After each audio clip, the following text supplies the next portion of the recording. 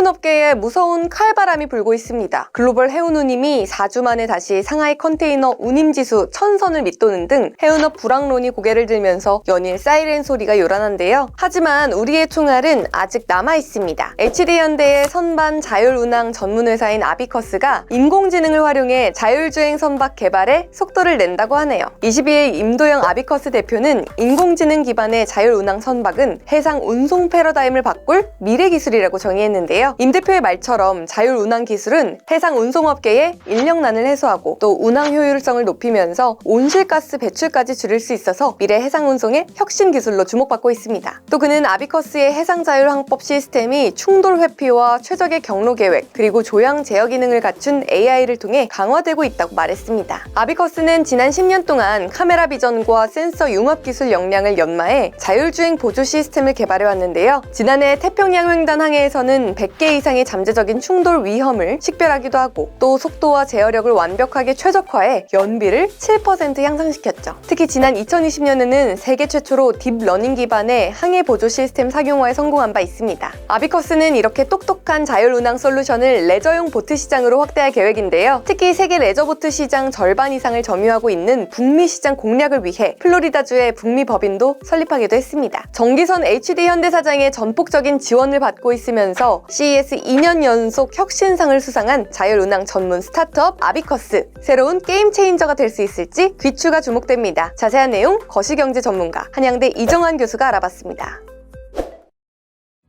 자율운항 선박이 선박의 미래, 조선과 해운의 미래라고 생각하시는 분들이 많습니다. 선박 운용 비중 중에 그 보면 인력과 연료비가 차지하는 비중이 한 80%가 넘는다라고 이야기하고 있는데요. 자율운항 기술을 해서 무인 운항이 상용화된다라고 하면은 인력 비용이 줄어드는 효과가 처음에 있고요. 최적 운항 경로로 운행하여 연료비가 절감이 됩니다. 그다음에 해운은 어쨌든 많이 실으면 실을수록 좋거든요. 사람이 타지 않는 기술들이 상용화된다라 그러면 그 공간을 더 효율적으로 사용할 수 있겠죠. 그다음에 전체 해양 사고의 82% 정도가 인적 과실에 의한 사고라고 이야기하는데 해적, 테러 이런 것들 위험 역시 상당 부분 감소가 될 수 있다라고 보시면 될 것 같습니다. 오히려 이제 자동차에 비해서 자율운항 선박에 수요가 더 있을 수 있다라는 것은 분명한 것 같고요. 그래서 이제 종국적으로는 이 자율운항 선박이 완전 무인 자율운항 방향으로 가지 않을까라고 생각을 하고 있습니다. 현재까지는 몇 가지 단계가 있는데 1단계는 일부 자동화, 2단계는 선원이 승선하지만 원격 제어하는 방식, 3단계는 선원도 승선하지 않고 원격 제어하는 방식, 4단계는 완전 무인 자율운항이라고 이야기하는데 이런 방식으로 점차 나아가고 있고요. 우리나라 2025년까지 선원이 타지 않은 상태에서 원격 운항하는 3단계까지는 가려고 하고 있다라고 아마 보시면 될 것 같습니다. 결국은 자율운항 기술이란 것은 전통 제조업에서 스마트 융합 산업으로 바뀌듯이 AI, IoT, 빅데이터, 센서 등이 모두 결합이 돼가지고 선원의 의사결정을 자율화한다는 이야기고요. 효율성이나 안정성 차원에서 고부 가치를 마련할 수 있다라는 그런 특징이 있다라고 보시면 될 것 같습니다.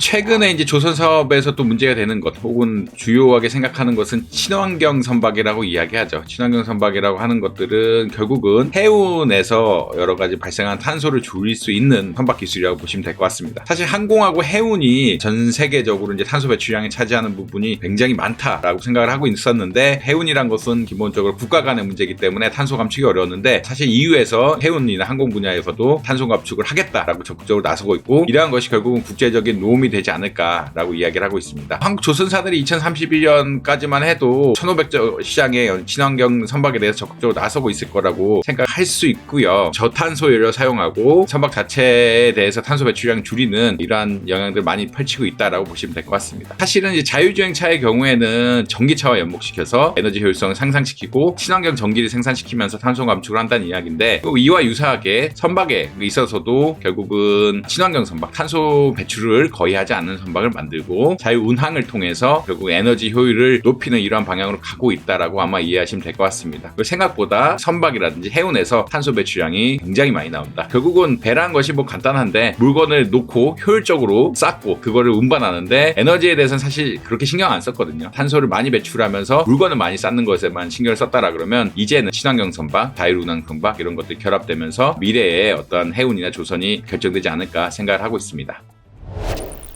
오늘 덕으로에서 준비한 소식 어떠셨나요? 더 자세한 내용이 궁금하시다면 덕으로 홈페이지와 유튜브 구독을 통해 만나보시기 바랍니다.